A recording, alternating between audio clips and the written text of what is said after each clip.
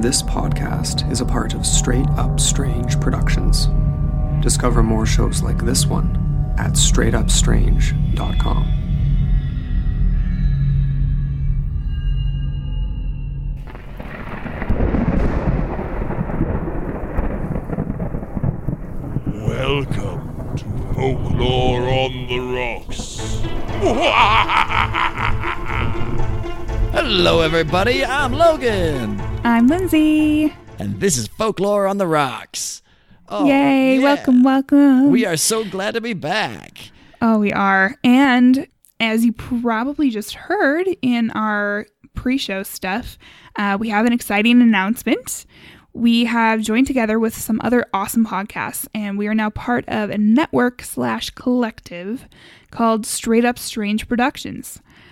It's filled with shows about like myths, legends, history, paranormal stuff, cryptozoology, true crime, and even science, because science can definitely be weird and strange too. For sure. So lots and lots of strange, cool stuff, which you probably like, otherwise you wouldn't be here. So you can find out more on the site for the network. It's called straightupstrange.com.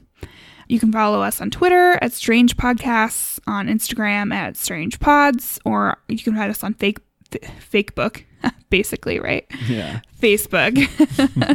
And you can just look up Straight Up Strange Productions. But we do want to give a special shout out to our friends at the Into the Portal podcast, who are the masterminds behind our new venture. Yeah, it was really cool of them to reach out to us. And this will be a fun adventure, seeing where this goes. Yeah, already it's shaping up to be something really cool. And so we're excited to be part of like the launching group with it. So it's pretty cool. Yeah. Moving on from that, I guess we should just hop right into our cocktail. Yeah, it sounds good to me. It's lovely spring weather. Life is green. Let's go someplace else green. What do you say? I think that sounds great. All right.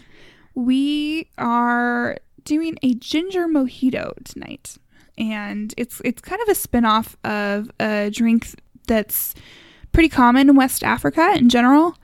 So it's just been kind of tweaked a little bit to actually be alcoholic, for one.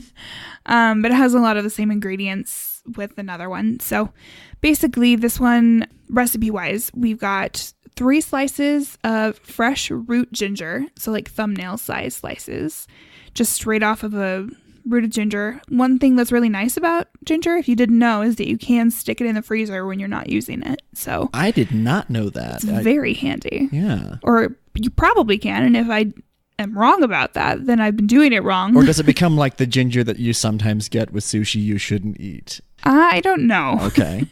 But we'll do some experiments. Pretty sure it's my mom that told me, and so I just kind of believe it. That sounds that sounds reliable right there. That's a mom thing. Yeah.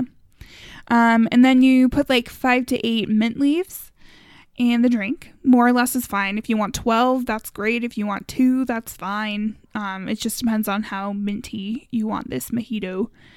And then you've got a couple ounces of white rum, half an ounce of lime juice, and then a unique and optional ingredient is a pinch or so of peppercorn, ground peppercorn. Yeah, it just kind of sets the whole thing off just a little bit. A lot of people are adding more and more either salt or pepper actually to their cocktails because it brings out a whole other level to drinks. I mean, in the past it's been like pepper in your Bloody Mary, you know? And now people are putting them in more and more drinks, more of the ones that are like a little bitter or a little more savory. Yeah. Well, I know. It just depends. Yeah, I know when I mix drinks, often it's so easy to go sweet. It's so that's the path that everybody takes. And yeah, sure, if you screw it up, just add some more mixer and it'll be fine. But if you really want a challenge, try going for a savory drink. For me, yeah, the introduction to the concept alone is the Bloody Mary. I don't remember if we talked about it when we drank Bloody Marys, but it's the idea of it's a steak you can drink. Essentially, yeah. And I mean, people have their favored recipes for Bloody Marys for sure. Yeah, and they can vary a lot. Only somewhat tangentially related. I did kind of based on this same idea. My favorite vodka for Bloody Marys is Absolute Pepper. which is the jalapeno infused one. Oh, fancy. Yeah, it's very good. Mixes really well with the tomato juice and the pepper and everything like that. Anyway, based on that concept, I added a bunch of it to some spaghetti sauce last week, and it was phenomenal. It was something my gosh. I highly recommend. Add it late so you don't cook out all the alcohol, because what's the point if you do that? But yeah, it took my spaghetti above and beyond. To another level. Yeah. Nice. So it sounds delicious. Thanks. And spicy. It was. Spicy spaghetti. Yeah. But yeah, yeah. it can contrast a little bit with the use of pepper here in this kind of mojito style drink. For sure. So once you add that, well, I'll tell you the order, I guess, of everything in a minute. But basically, after all of that, you're going to either you're going to top it off with club soda or ginger ale, just depending on how sweet you want the drink. If you want it to just taste like what you added, put that club soda in, and it'll just probably be strong and be minty and limey and gingery. But if you want even more ginger and you want a little bit more sugar, then I would add the ginger ale. But that's just going to be to taste depending on how you like it. So add a little, sip it, add more, or whatever. Can't add less because it's already in there. So direction wise, muddle the ginger and the peppercorn in a highball glass. If you want to use a shaker for all of this, you can. That's totally fine. Like if you want to strain it out and you don't want ginger slices and mint inside your mojito, I don't know why you would want to do that, but whatever. Yeah. But yeah, you muddle the ginger and the peppercorn in your glass or shaker, and then you're going to add the mint leaves after and gently muddle those, because you want to just release the oils. You don't want to break them up and then end up with like mint leaves in your teeth. Again, we've discussed muddling before. Exactly. There's a fine finesse to it. You got to do it just right. Know where you want to go when you start muddling. Otherwise, for sure. Yeah. And that's why this is separate muddling too, because muddling the ginger, like you can muddle the crap out of it and get as much ginger out as you want, because it's not like it's heartier than mint leaves are, so you'll be fine. Yeah. But anyway, so then you just add a bunch of crushed ice either to the glass or the shaker, and then add the white rum, the lime juice, and if you are using a shaker, shake it up. If you are just in the glass, add your club soda ginger ale, but you're going to fine strain that from a shaker into your glass. I think I'm getting really confusing right here, but basically add a bunch of crushed ice, add your ingredients, all will be well, and it will be delicious. Yeah, that part we can speak to. For sure. Some people I know have maybe even added, instead of club soda, if you don't want it sparkling, I guess, you can just add like coconut water. Okay. Yeah, give it kind of a different texture. Give a little, add the little coconut flavor to it. And I think that would go well with everything that you have in the drink anyway. So that's another option if you don't want carbonation. So, well, thanks, that's Liz. all I have for our drink tonight. It's a tasty drink. I hope everyone gets a chance to try it. Or, the libation of your choice. For sure. Whatever you're drinking, we're glad you could join us. We're going on a fabulous journey. Lindsay, tell us where. Oh, we are. We are headed across the Atlantic Ocean to Angola. Angola, land of, what is that? Is that knitted sweaters? No, wait, that's Angora. Close, but definitely not the same thing. No, Angola. That's something that most people, well, I'm not going to say most people. I haven't met most people, but several people may not know exactly where Angola is. Yeah, so we're definitely going to tell you where, because, geography's hard sometimes. Let's be real. Yeah. Not for Logan, right? Because wasn't that your major? It was indeed, among many other things in college. Yes, definitely. Logan is a smorgasbord of information. I went to the full sampler plate at the university. Exactly. Angola, it is a country. It's at the southwest coast of Africa. So it's bordered by Namibia to the south, Zambia to the east, and the Democratic Republic of the Congo to the north. So It's like central southwest. of Africa. And it's right on the coast of the ocean. And if you look at the satellite map, to give you kind of an idea what it's like there, I mentioned earlier we're going to a green place. This is the part of Africa where the green extends almost all the way to the ocean for the whole thing. This is a very verdant, alive place and has a really rich, cool culture. It really does. If you want to kind of think up, most people know where South Africa is because it's at the very bottom of Africa. Because it's the south part of Africa. Easy. Yeah. But on the west side, if you go up, there's Namibia, and then above that is Angola. Yeah. So pretty easy to find. And the photos from there are really amazing. It's a gorgeous. Cool place. Oh my gosh, gorgeous country. So basically, it's pretty cool, and it's got some really interesting folklore, which is what we are going to be talking about tonight. In my research to find some Angolan folktales, which was far more difficult than I had thought that it would be, I found a book that was called Folktales of Angola. So I don't know exactly what I wanted, right? And it was collected and edited by Healy Chatelain. So the stories in this, they were a direct translation from the original language they were in, which I believe is Kimbuntu. The original language is like the left side of the pages, and then the exact translation is to the right side of the pages, which is really cool. Like, as a linguistic nerd, I was like, yes, I could directly translate this myself if I wanted. That's probably hubris right there, but whatever. It's really cool. I think that's also required to be a linguistics nerd, though. Definitely. One linguistics class, and I'm all over this. Yeah. But because it was a direct translation, it didn't flow in English very well. So it was actually really, really hard to understand these stories. So I found a few retellings of the actual tales in that book.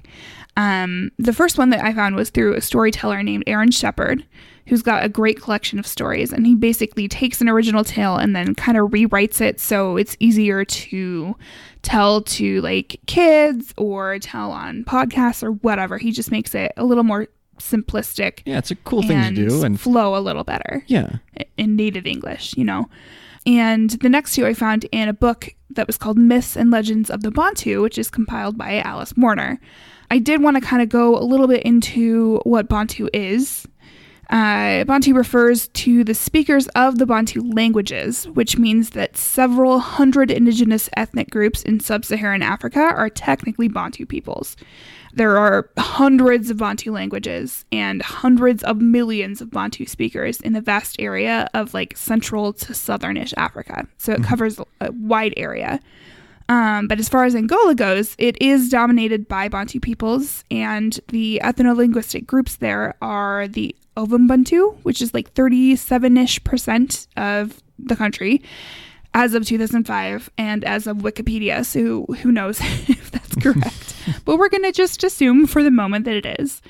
So it's the Ovumbantu, and that's 37%. The Kimbuntu, which is around 25%, and then the Bakongo, which is around 13%. And then the other 25% is varied through a bunch of other small groups of people, some people of like mixed ancestry, stuff like that.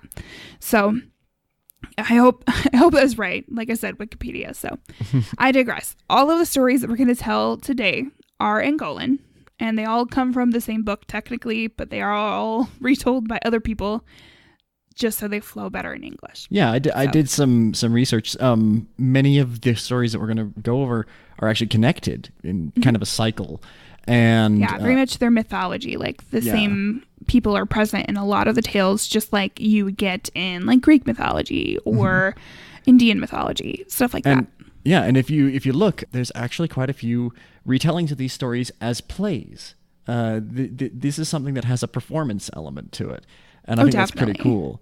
I would imagine they would probably. I would imagine these are probably told orally as a tradition, so there's probably some sort of a performance aspect originally anyway. All right, well, I suppose I could be wrong. I hope everyone likes my renditions of them. I certainly tried my best on these. So our first tale of the week is called How Frog Went to Heaven, and it is the tale that was retold by Aaron Shepard from Healy Chatelain's Folktales of Angola. Aaron does say on his site that this tale comes from the Mbaka tribe of the Ambundu people of northwest Angola. Kimana Eze, shortened here to Kimana, is a common figure in Ambundu stories. Just as a heads up, like we were talking, there's characters that show up in multiple he's a little tales. bit like an he's Odysseus like a folk kind hero. of character. Yeah, for sure. So Odysseus, maybe Hercules, a little bit of Hercules. take your pick. Yeah, definitely. He's got his own little cycle going on. Yeah. So Logan's going to tell us now. Let's roll. How Frog Went to Heaven. There was a young man named Kimana. He wanted to marry the Sky Maiden. He wrote a letter to her father, the Sun Chief. Kimana went to Rabbit. Will you take this letter? Rabbit said, I cannot go to heaven. Kimana went to Antelope. Will you take this letter? Antelope said, I cannot go to heaven. Kimana went to Hawk. Will you take this letter? Hawk said, I can go halfway, but I cannot get to heaven. Then Frog came to Kimana. Why do you not take the letter yourself? Kimana said, This I cannot do. Frog said, Then I will take it for you. Kimana laughed. Can a frog take a letter to heaven? Frog said, Whatever it is, I can do it, but only if I try. Now Frog lived by a well. Every day the girls who served the Sun Chief came to this well. They climbed down from heaven on a web made by Spider. Then they filled their water jugs and went home. Frog put a letter in his mouth and hid in the well. The girls from heaven came for water, singing their song. Good day to you, my sister. Good day to you. They lowered their jugs into the well, and Frog jumped into one. The girls did not see. Then the girls climbed back up on the web of Spider. They went into the house of the Sun Chief and left the jugs in a room. Frog was alone. He jumped out of the jug and spit the letter out on a bench. Then he hid in a corner. The Sun Chief came for a drink of water. He saw the letter and opened it. He read, I, Kimana, a man of earth, wish to marry the Sky Maiden, your daughter. The Sun Chief said, How can this be? He went to the girls who fetched water. Did you bring this letter? The girls said, We did not. He went to his wife, the Moon Lady, and read it to her. What should we do? The Moon Lady said, Don't ask me, ask your daughter. He went to his daughter. The Sky Maiden said, Let us see if he can bring a wedding gift. So the Sun Chief wrote a letter and set it on the bench. Then he went away. Frog came out and put the letter in his mouth. Then he climbed into an empty jug. The next day, the girls took the jugs and climbed down to earth, singing their song. Good day to you, my sister. Good day to you. They lowered their jugs into the well, and Frog jumped out. The girls did not see. Then the girls went back to heaven. Frog took the letter to Kimana, and Kimana read it. You may marry my daughter if you bring a purse of money. Kimana said, This I cannot do. Frog said, Then I will take it for you. Kimana laughed. You took a letter to heaven, but can you bring a purse of money? Frog said, Whatever it is, I can do it, but only if I try. Kimana gave Frog a purse of money. Frog took hold of it with his mouth and carried it to the well. He climbed in and waited. The girls from heaven came to the well. Frog got into one of the jugs. The girls returned to heaven and left him in the room. Frog set the money on the bench. Then he hid. The Sun Chief came and found the purse. How can this be? He went to the girls. Did you bring this money? The girls said, We did not. He went to his wife, the Moon Lady. She said, Don't ask me, ask your daughter. He went on to his daughter. The Sky Maiden said, Let us see if he can come fetch me. So the Sun Chief wrote a letter and left it on the bench. Frog put the letter in his mouth and climbed into an empty jug. The next day, The girls carried him to earth. He jumped back into the well, and the girls went back to heaven. Frog brought the letter to Kimana, and Kimana read it. "You may marry my daughter if you come and fetch her." Kimana said, "This I cannot do." Frog said, "Then I will fetch her for you." Kimana laughed. "You took a letter to heaven. You brought a purse of money. But can you fetch a bride?" Frog said, "Whatever it is, I can do it, but only if I try." Frog climbed back into the well. The girls came with their jugs. They carried him to heaven. Frog jumped out. He spit in all of the jugs of water. Patooey, patooey, patooey. Then he hid in an empty jug. The people of the house came and drank the water. They all got sick. The Sun Chief called for the spirit doctor. The spirit doctor told him, "You promised your daughter to a man of earth, but she has not gone. He has sent an evil spirit with a sickness. The evil spirit is in the shape of a frog." The Sun Chief went to his wife. The Moon Lady said, "Don't ask me, ask your daughter." He went to his daughter. The Sky Maiden said, "I will go." The next day, the Sky Maiden went down with the girls to the well. The girls filled their jugs, and Frog jumped out. Then the girl left the Sky Maiden and went home. Frog jumped out of the well. "I will lead you to your husband." The Sky Maiden laughed. "Can a frog lead a woman?" Frog said, "I took a letter to heaven. I brought a purse of money. I fetched a bride. Whatever it was, I could do it, but only since I tried." The Sky Maiden said, "Then it is you that I will marry." She took Frog back to heaven and married him. They lived on, and Kimana is still waiting for his bride. All right. So, looking for the most unattainable woman, the woman that's in the sky that he can't even reach. That's so. And there are actually some translations that she's the woman in the sky, yes, but she's the daughter of the sun and the moon. Yeah, so like the most unattainable. Yeah, you don't even try. And of course, that's the one he has to have. Exactly, right? Yeah.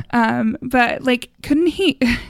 This kind of drove me nuts a little bit at the beginning. But like, couldn't he have just asked the girls that come down to the well reliably every day to take a letter for him? Yeah, I'm not really sure. Maybe they're unfriendly. Maybe they're otherworldly. They kind of felt very similar to the Norns that we talked about over in our Norse episode.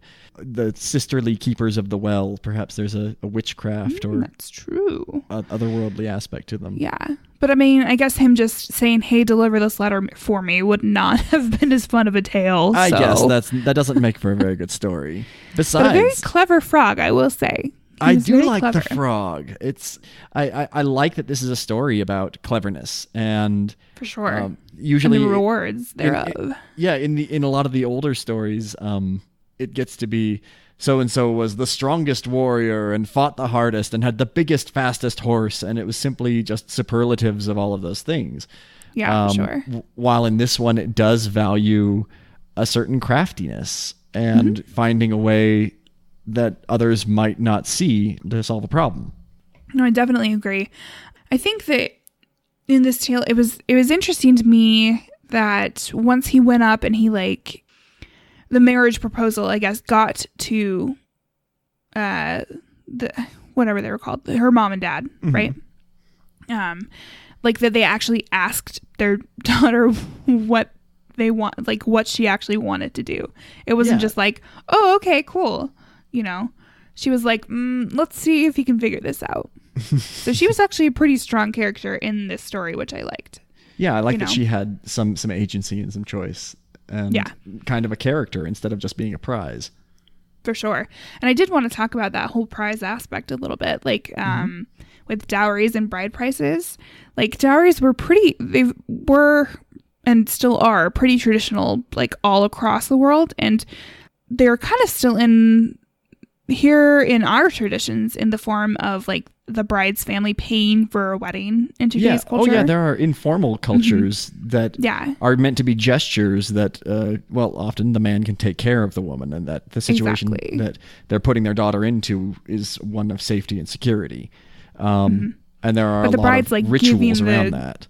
Yeah, the bride's giving something, up to kind of pay for, it's a whole weird thing, and it's been made even more convoluted over time and made a little bit more suppressed socially, but still definitely there. Yeah. But it's also flipped on its head a little bit with bride price, which is the opposite. So it's also been practiced all across the world.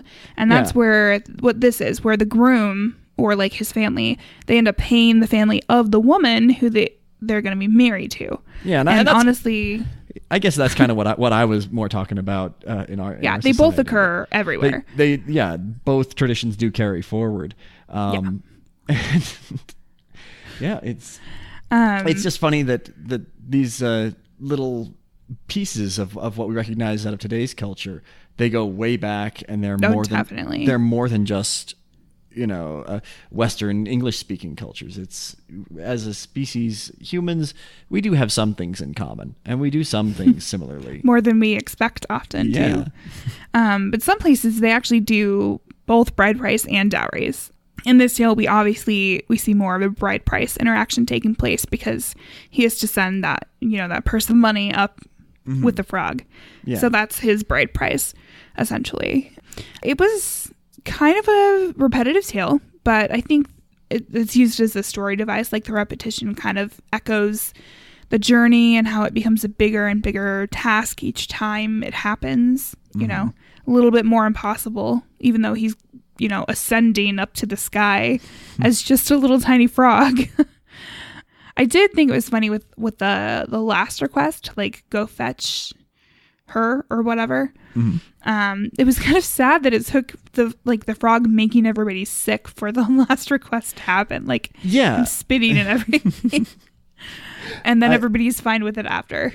I'm just wondering if that's a frog thing. That's maybe, I don't know. Yeah.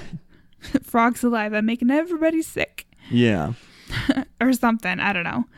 But with Kamana, let's be real about this. He did nothing. Yeah, he did nothing at all. He just had the right friends. He just talked to a frog and just sent him to do all the dirty work for him. Yeah. It's a certain attribute known as resourcefulness when you... I guess. When you see people, or in this case, talking frogs, as a resource. Yeah. Outsourcing. Yeah. But my absolute favorite part of this tale is the Sky Maiden being a total boss. That since the frog was the one that actually did anything at all, she was going to marry him instead. Yeah. He made the effort, and it paid off for him, even though he wasn't intending for it to. Which is cool. I hope they're very happy together. I do too. I think it's actually a good moral to the story, especially for Kimanueze, who is clearly a folk hero. So it's interesting for him to be a main character in this tale, but actually not. He's tangential almost. Yeah, and really it adds a little bit of humility to this character. It's for sure. It's not this kind of Superman style character where they have no immunities and they're just the pinnacle of all that ever will be. No, it's something very fallible, but still, he still an example. Rejected, and then his money got taken away from him. That's his heroic story right there. Yeah, but, exactly. At the same time, this is the beginning of his story. So maybe we'll learn more about this guy. He's got his toes in many ponds. We'll say that. Many stories. But our next tale, did you have anything else you wanted to talk about with the frog tale? This was a really good kickoff to our Angolan stories. I think I'm ready for another one. Cool. So our next tale is called Sudika Mbambi, the Invincible. Ooh. Sudika Mbambi, the Invincible. Sudika Mbambi was the son of Nzua de Kimanazoe, who married the daughter of the sun and moon. The young couple were living with Nzua's parents, when one day Kimanazoe sent his son away to Luanda to trade.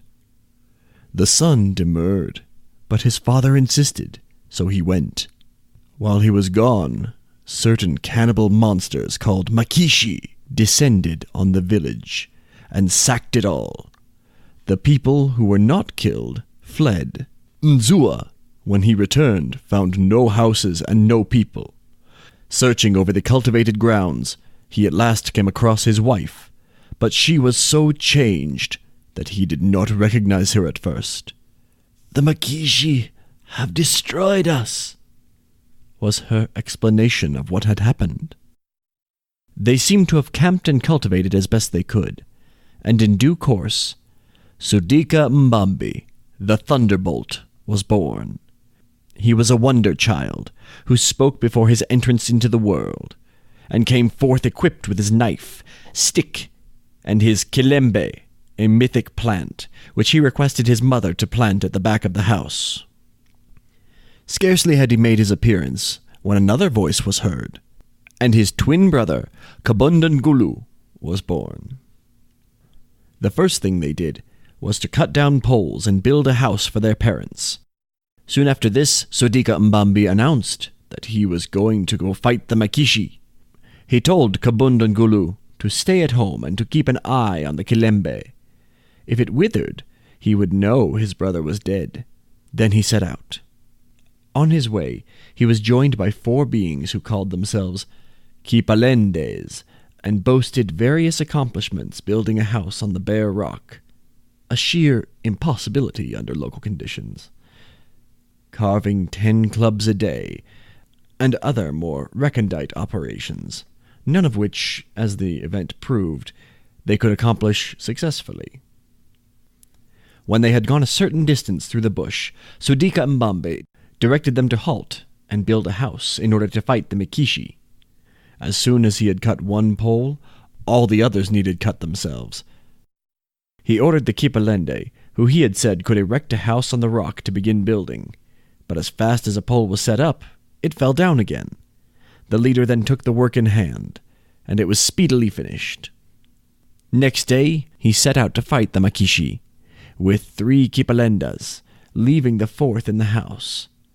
To him, soon after, appeared an old woman, who told him he might marry her granddaughter if he would fight her, the grandmother, and overcome her. They wrestled, but the old woman soon threw the Kipalende and placed a large stone on top of him as he lay on the ground, and left him there, unable to move.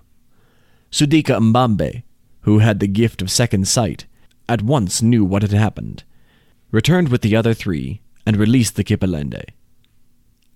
He told his story, and the others derided him for being beaten by a woman. Next day, he accompanied the rest, the second Kipalende remaining in the house. No details are given of the fighting with the Mikishi, beyond the statement that they are firing. The second Kipalende met with the same fate as his brother, and again Sudika Mbambi was immediately aware of it. The incident was repeated on the 3rd and 4th day. On the 5th, Sudika Mbambi sent the Kipalendes to the war, and stayed behind himself. The old woman challenged him. He fought her and killed her. She seems to have been a particularly malignant kind of witch, who had kept her granddaughter shut up in a stone house, presumably as a lure for unwary strangers. It is not stated what she intended to do with the captives whom she secured under heavy stones, but, judging from what takes place in other stories of this kind, one may conclude that they were to be kept to be eaten in due course. Sudika Mbambi married the old witch's granddaughter, and they were settled down in the stone house. The Kipalendes returned with the news that the Makishi were completely defeated, and all went well for a time. The Kipalendes, however, became envious of their leader's good fortune, and plotted to kill him. They dug a hole in the place where he usually rested, and covered it with mats. When he came in tired, they pressed him to sit down, which he did, and immediately fell into the hole. They covered it up, and thought they had made an end of him. His younger brother at home went to look at the life tree, and found that it had withered. Thinking that perhaps there was still some hope, he poured some water on it, and it grew green again. Sudika Mbambi was not killed by the fall. When he reached the bottom of the pit, he looked round and saw an opening. Entering this, he found himself in a road. The road, in fact, which leads to the country of the dead. When he had gone some distance, he came to an old woman, or rather the upper half of one, hoeing her garden by the wayside. He greeted her, and she returned his greeting. He then asked her to show him the way.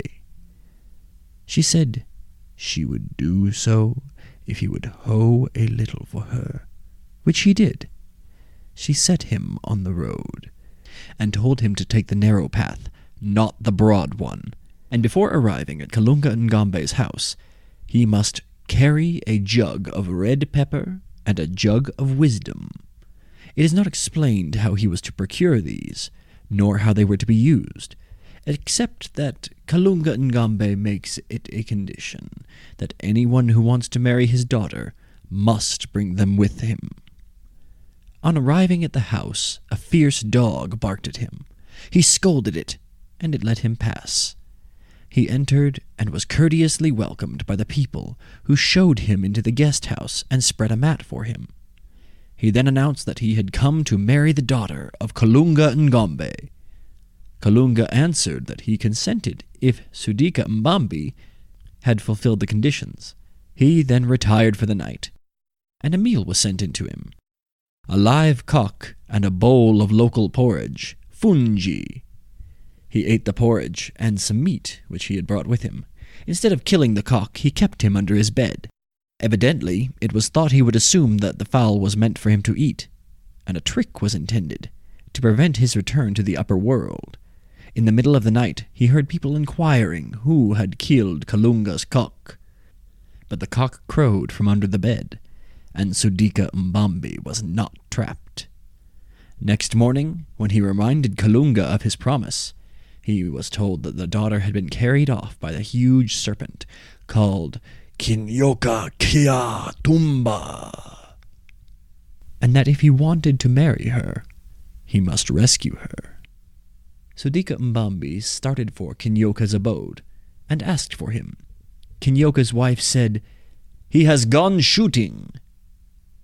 Sudika Mbambi waited a while, and presently saw driver ants approaching, the dreaded ants which would consume any living thing left helpless in their path. He stood his ground and beat them off. They were followed by red ants, these by a swarm of bees, and these by a swarm of wasps, but none of them harmed him. Then Kinyoka's 5 heads appeared, one after the other. Sudika Mbambi cut off each as it came, and when the 5th fell, the snake was dead. He went into the house, found Kalunga's daughter there, and took her home to her father. But Kalunga was not yet satisfied. There was a giant fish, Kimbiji, who kept catching his goats and pigs. Sudika Mbambi baited a large hook with a sucking pig, and caught Kimbiji. But even he was not strong enough to pull the monster to land. He fell into the water, and Kimbiji swallowed him. Kabundungulu, far away at their home, saw that his brother's life tree had withered once more, and set out to find him. He reached the house where the Kimpalandes were keeping Sudika Mbambi's wife captive, and asked where he was.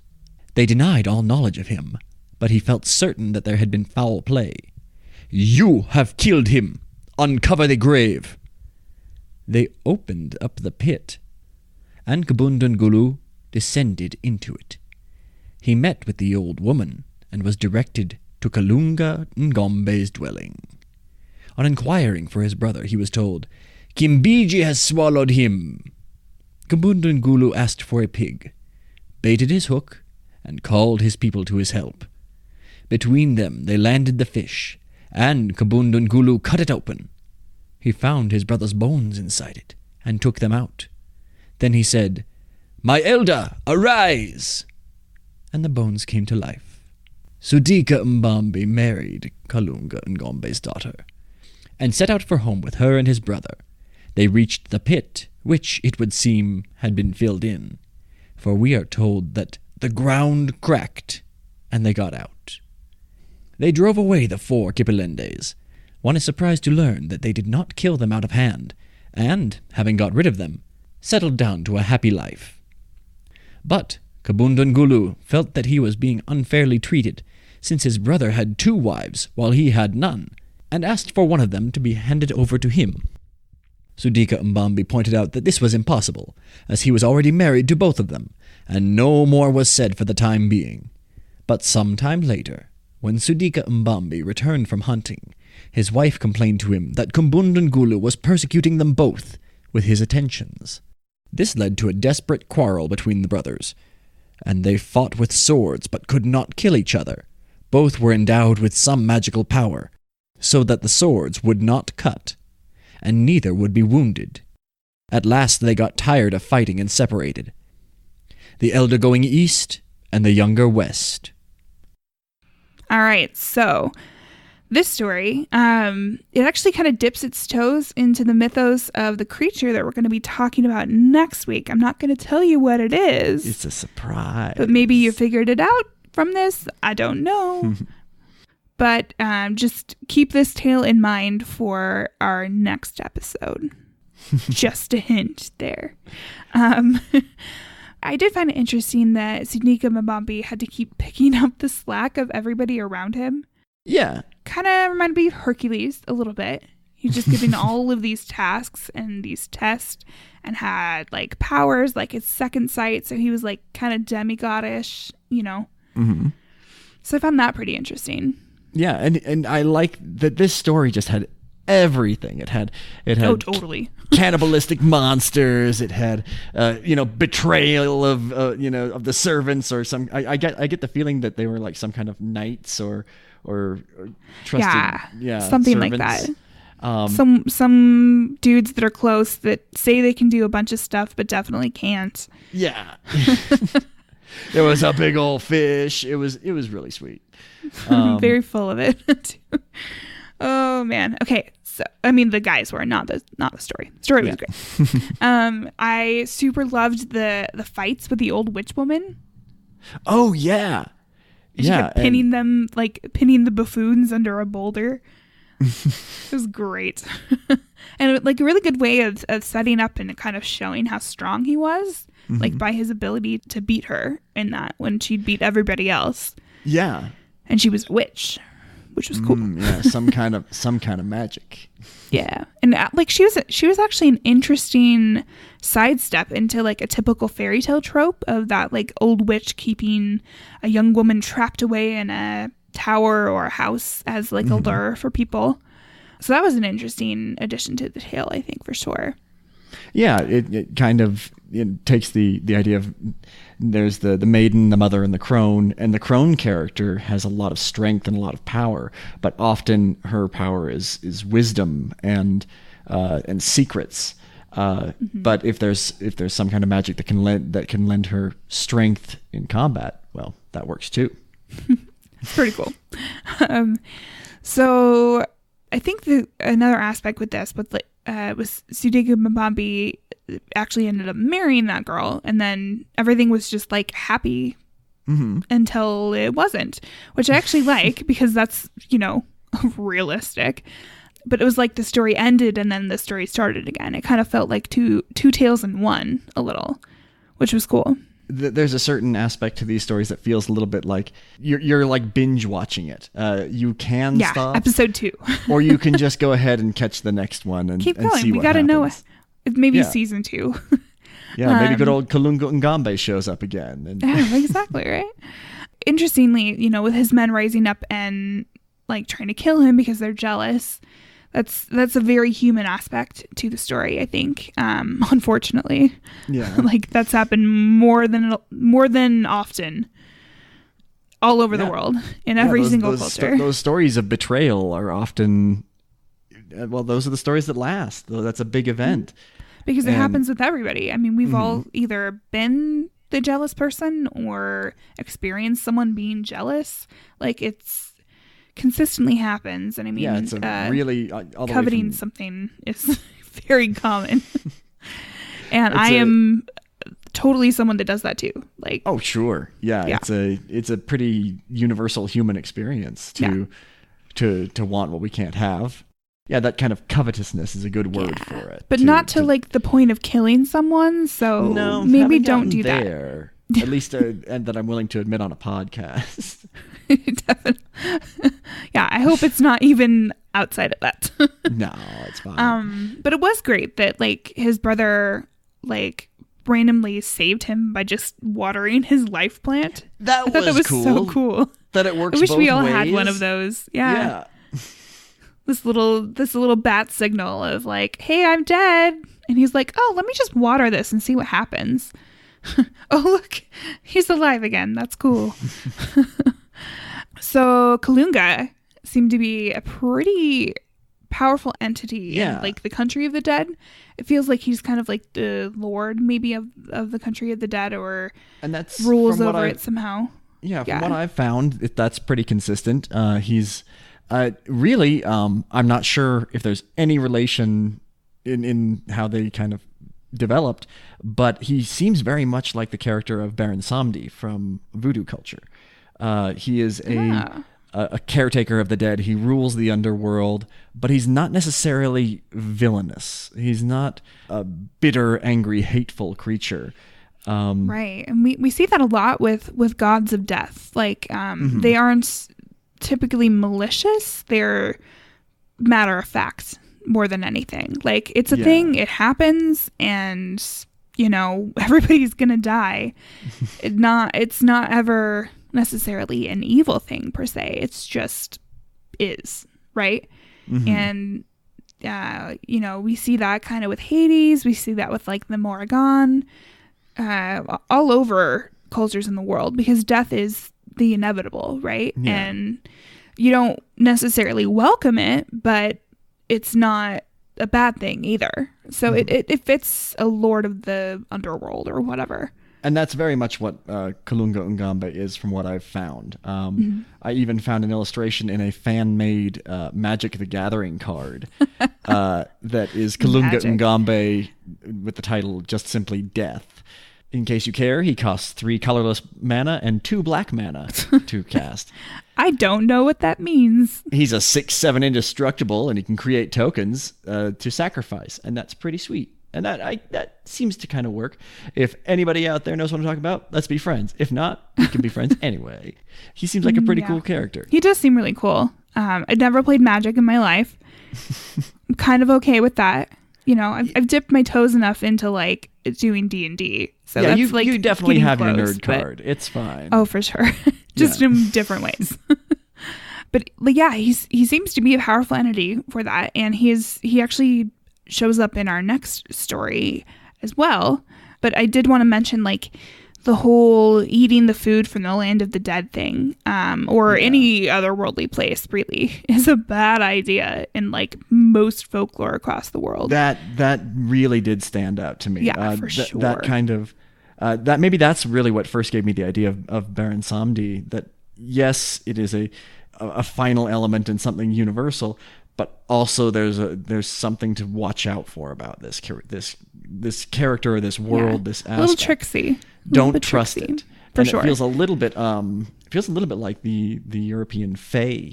Yeah, I thought of that too, exactly. There's something about ingesting like some foreign food from a totally different realm or land that I guess would really make that world a part of you suddenly, which is bad news bears. Yeah. Bad news bears if you want to actually leave, which most characters typically do. But yeah, I think that's always been a really interesting fact or story device, I guess, in folklore. It's pretty cool, you know. You eat those 6 pomegranate seeds and you can never leave. Or you can only leave for 6 months of the year, I guess, technically, with Persephone. But it's part of just taking something and taking it into yourself. Yeah. Whether it's It's just sorry, It's the essence of something. Now, thinking about food. You're like, oh man, I'm hungry. Yes. But yeah, it's an interesting thing, you know, with that foreign element now being a part of you. I mean, people don't think about that probably when you're in these worlds, but it's always a bad idea. So if you find yourself in a realm that isn't this realm, maybe don't eat the food just in case. Yeah. Unless you want to stay, and then you're probably fine. Yeah. I guess. There's the logic Bring of your when own in food. Rome, do as the Romans do, but Except in the for that. underworld, don't match them. No. Rome is fine because it has delicious food. You should eat there. But the land of the dead, the land of the fae, I would definitely avoid it. Yeah, eat before you go. Maybe bring some rations with you. I don't know. Mm-hmm. A granola bar. Yeah, something like that. Some jerky. One thing that I thought was really cool with this was Kinyoka was a fucking hydra, and that's super cool. Out of nowhere, 5 heads. I know, he's like, all chop, of them chop, chop, angry and mean. Yeah, that was, at first it was like big fish. Okay, yeah, I've heard about believe me, I've heard the big fish stories before. Oh, totally. You've told the big fish stories. Let's be real. Yeah, but when it's all of a sudden like 5 heads and it's a fucking guitar hydra. Solo, strobe lights, explosions. It would have been even cooler if like it was like the real hydra that we know of. I think it's from like Greek mythology probably, but like with when you cut off a head, another 2 grow. I really think that should just be a universal aspect of all multi-headed creatures. But, you know, it makes sense. It's still 5 heads, and he still had to cut off 5 heads, so it's pretty cool. That's a lot of heads, really. It really is. All heads, like, snapping at you from all the directions. Definitely cool. Yeah. It was kind of awesome that his brother came to rescue him. Like, his brother rescues him again, right? Yeah. And essentially resurrects him. And then he was, like, later on kind of a dick to Siddiqa Mbambi's wives because he was jealous. So he was like cool and then he was not cool. Yeah, it was one of those things that he in his mind thing. He was cool with it, but as soon as he had to live with it every day, it wore him down. Yeah. Like, and maybe that's a realistic aspect too. Yeah, his story could be right out of reality TV. For sure. I mean, like there's that brother dynamic, right? You know, you love your family, you would do anything for them, and you also sometimes totally hate them. Because that's just how it is, you know. Usually you make up and everything's fine, but it's an understandable aspect. It sucks that this is kind of what split them apart, but I kind of have a feeling that the split that happened there kind of signifies more than we really know about from just the telling of this tale, right? Yeah. Like it might have something to do more with mythology. Maybe they became East and West something. I don't know for sure. I would need to dig more into that and do actual like anthropological research to figure it out probably. Sad, but also maybe necessary as a folkloric device too. So pretty good tale though. It took us on a journey. That one. That one had a whole lot to it and would make a great movie, comic book, or any other. I really hope that someone latches on and does something really cool with it. That would be awesome. Yeah. Maybe us, maybe one of our listeners, you know. Maybe somebody from Angola. I don't know. Hopefully both. Yes. I would hope. So we are going to move on to our final tale of the evening or the week or the day or the whatever. Yeah. Or the early morning. 39 episode binge listening streak you're on. I don't know. I hope so. How you're listening out there in 39 would be land. Impressive since this is only 30. Yeah. Well, maybe they started late and then they're coming back to that's this fair. one. That's fair. Good point. Because they're like, Angola, where's that? Let me Google it first while I listen to other podcasts, right? Yeah. It could happen for sure. I think there's a whole story here that we'll explore at episode 39. Definitely. But until then, we've got shout one more out to those for binge listeners for sure. In the future from the past. So this one, our final tale, is called How Nzunga Defied Death. How Ungunza Defied Death. Ungunza Kilundu was away from home when a dream warned him that his younger brother Maka was dead. On his return, he asked his mother, "What death was it that killed Maka?" She could only say that it was Lord Kalunga Ngombe who had killed him. "Then," said Ungunza, "I will go out and fight Kalunga Ngombe." He went out at once to the blacksmith and ordered a strong iron trap. When it was ready, he took it out to the bush and set it. Hiding nearby with his gun, soon he heard a cry as of some creature in distress, and, listening, made out of words of human speech, "I am dying, dying." It was Kalunga Ngombe who was caught in the trap, and Ungunza took his gun and prepared to shoot. The voice cried out, "Do not shoot me! Come to free me!" Ungunza asked, "Who are you that I should set you free?" The answer came, "I am Kalunga Ngombe." "Oh, you are Kalunga Ngombe, who killed my younger brother Maka." Kalunga Ngombe understood the threat, which was left unspoken, and went on to explain himself. "You accuse me of killing people, but I do not do it wantonly or for my own satisfaction. People are brought to me by their fellow men, or through their own fault. You shall see this for yourself. Go away and wait 4 days. On the 5th, you may go and fetch your brother in my country." Ungunza did as he was told, and went to Kalunga. There he was received to Kalunga Ngombe, who invited him to take his place beside him. The new arrivals began to come in. Kalunga Ngombe asked the first man, "What killed you?" The man answered that on earth he had been very rich. His neighbors were envious and bewitched him, so that he died. The next to arrive was a woman who admitted that vanity had been the cause of her death. That is, she had been greedy of finery and admiration, had coquetted with men, and had in the end been killed by a jealous husband. It went on, one after another, came with more or less the same story, or at last Kalunga Ngombe said, "You see how it is? I do not kill people. They are brought to me for one cause or another. It is very unfair to blame me. Now you may go to Milunga and fetch your brother Maka." Ungunza went as directed, and he was overjoyed at finding Maka just as he had left him in their home, and apparently leading much the same sort of life as he had on earth.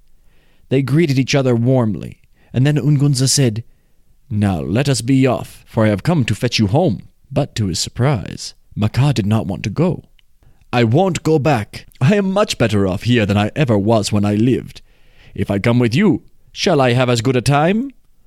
Ungunza did not know how to answer this, and very unwillingly had to leave his brother where he was.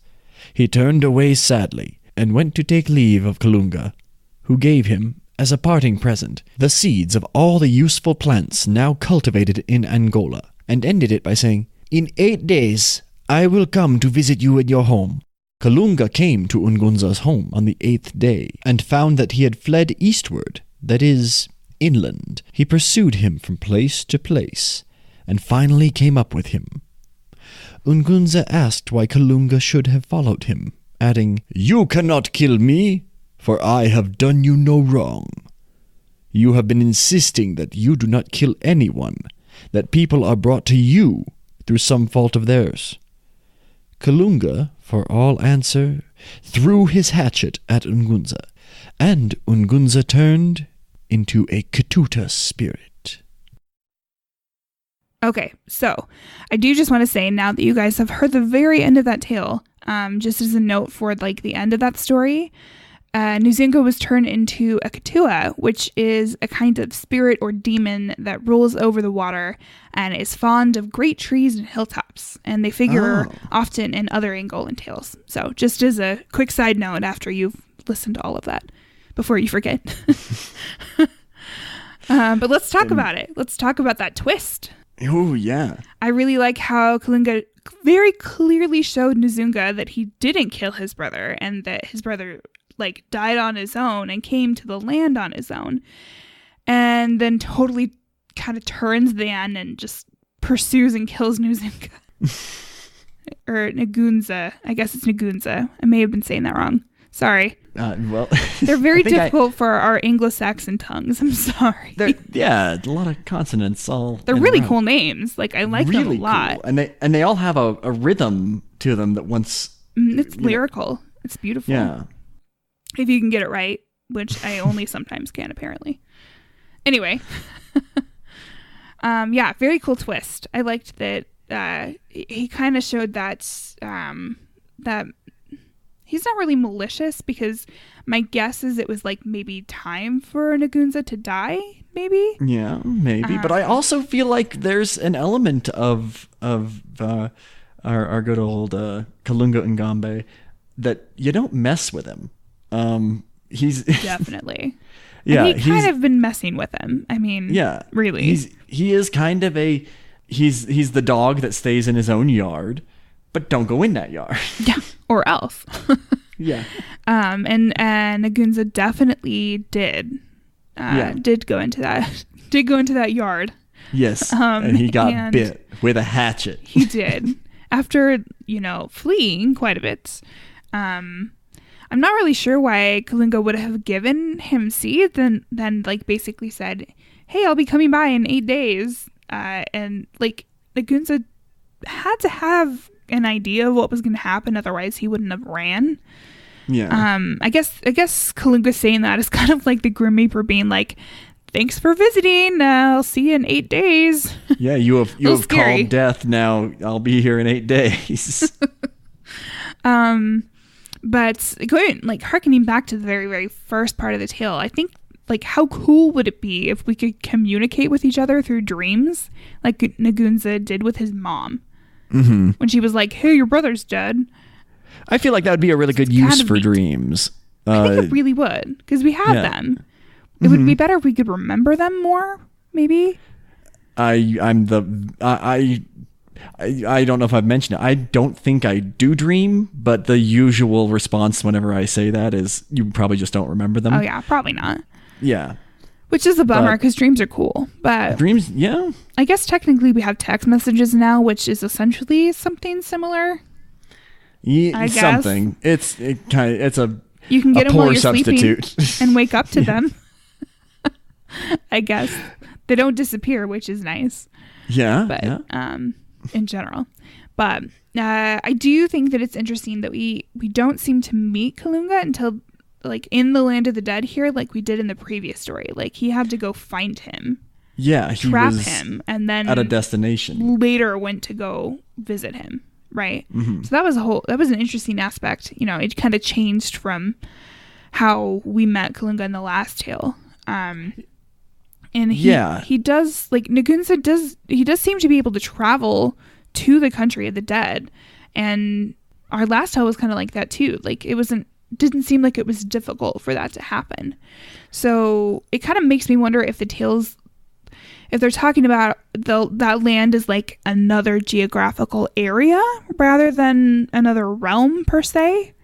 That I'm gonna have very well could kind of chew on that for a while, but it's interesting to think about, like, what do they mean by the country of the dead? Yeah, and it seems to be the idea that mortals can get there easily enough. But however, I'd be willing to bet leaving is the hard part. Definitely. Yeah. It's very Hotel California. The best. Oh, so good.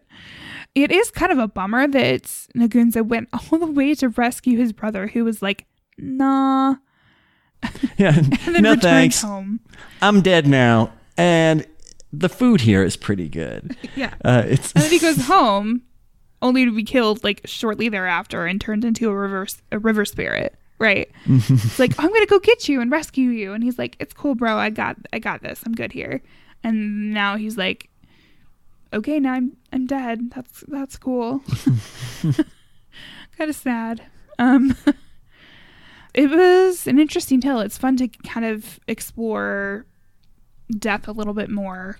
I mean, I always think it's interesting. My minor, I guess you could say, sort of was like birth and death rituals in anthropology. So I think it's always interesting to know more, to know more about creation stories, and more about the tradition surrounding death, because it is the universal thing, right? It happens to everyone, we assume, at least. that we know of. Yeah, and if we have any immortal listeners, we would love to hear your perspective. Yes, please. That would be really interesting. That'd be cool. We'll do a whole episode on it. But Definitely. But until then, we're going to operate on the assumption that people die. Yes. Yeah. And then because of that, it's really interesting because people are some cultures are so afraid of death, and some cultures fully embrace it as just a part of life. As and another phase, through necessity too, sometimes because, mortality rates can be really, really high in places because life is difficult. Yeah, usually places that have a tie to kind of the natural cycle of death and rebirth, they usually have some tie-in in their own stories that approaches death in a similar way. For sure. And I think that goes a long way in making death a little more palatable, knowing, and I think it harkens to religion too, because some religions have a very specific view of what will happen when you die.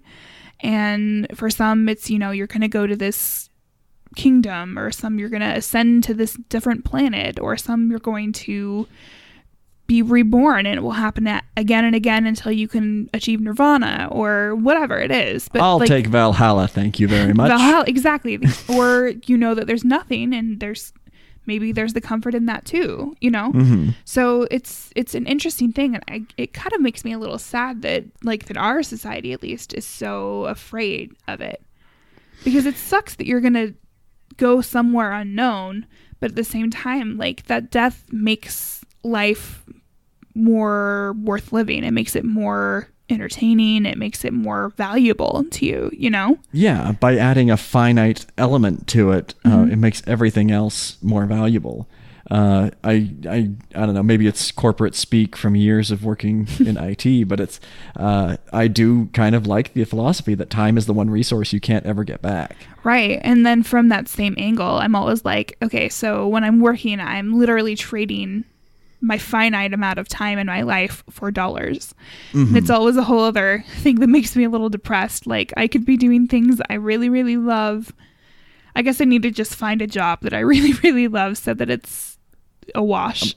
I'm working on it. I know, right? It's a work so in progress hard. here. Yeah. Because sometimes when stuff, I know we're tangenting, sorry guys, but sometimes when stuff you do as work is a thing you love, it actually ends up becoming work, and then you start loving it less, which is a bummer. But, hopefully you can find a good balance. Hopefully we will find good balances. We do love this, and we're doing it. So that's the whole thing. Yeah, this is not a waste of our time at all. This is a fine investment. No, it really is. So those are our stories for this wonderful episode of Angolan Folktales. We do have our promo for this week, and it's for a show that is called The Short Stories of Augie Peterson. Augie is great. She writes short stories. They are of the horror variety, and then she narrates them on her podcast. And she also does another episode, I think weekly, of snarky reviews of horror films. So if you like horror stuff, if horror is your thing, you should definitely check her show out. It is great. She sounds cool. Yeah, we're going to play her promo right here. Hey folks, how's it going? My name is Augie, and I host a podcast called The Short Stories of Augie Peterson.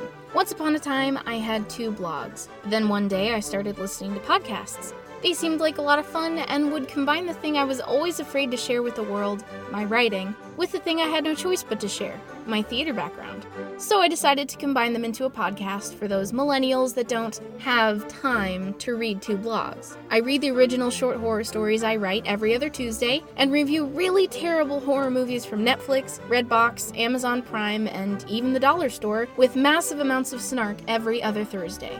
On the first Saturday of each month, I tell my listeners about 5 new indie artists that I have interviewed that I think they should know about. So if you like terrible horror movies, learning about new artists, really good horror stories, and total nerds, this is the podcast for you. Check out The Short Stories of Augie Peterson wherever you listen to podcasts. For more information, go to augiepeterson.wordpress.com. Toodaloo! All right, so check her out. And as always, you can find us on Instagram and Facebook at Folklore on the Rocks. You can find us on Twitter at Folklore Rocks! Different every time. I love it. We got pictures, notes, sources on our website at folkloreontherocks.com. We do have a Patreon and a PayPal button if you want to make just a one-time donation. Patreon would be monthly, and there are different tiers with different rewards. We're working on some content for Patreon. I know to make we it say more, that all the time, but know. we are actually working on cool stuff. No, we literally just talked yeah. about it before we started recording tonight. So I promise. It's such cool stuff. It's really coming, and it's going to be some fun and some weird stuff, and it's going to be great. So you will definitely, once we start doing that, or before, you definitely want to maybe be a patron on Patreon. Yeah, we'd appreciate it. Highly it. recommend it. Yeah. And it super helps us too. Free stickers if you write us a review and send a screenshot in. And we also recommend maybe rating us and leaving us a review on iTunes, even if you don't want stickers. We would please be very do. Grateful. Even if you've got something that you want us to hear, go ahead and tell us. We love hearing feedback, and this is something that's been really cool. And we really appreciate anybody who takes the time to write a review. Yeah, except for the ones that do 1 stars, because we don't appreciate that. Yeah, we don't love it. We like constructive criticism. We don't like, hey, you guys are drunk. This isn't cool. Yeah, we may not be the podcast rocks, for everyone. That's On the rocks. It's fine. We will own that. No, really. Most people's reviews have been wonderful, and we appreciate them so much. We've gotten other feedback in other ways, and we love getting all that we can of it. So it's great. Just as another incentive, once we hit that 100 reviews, we're going to do a bonus episode with a listener selected creature, and that could be literally anything. So if you want us to talk about Bigfoot, that's pretty much the only way. Then you're going to get one hell of a Bigfoot episode. Yes, you will.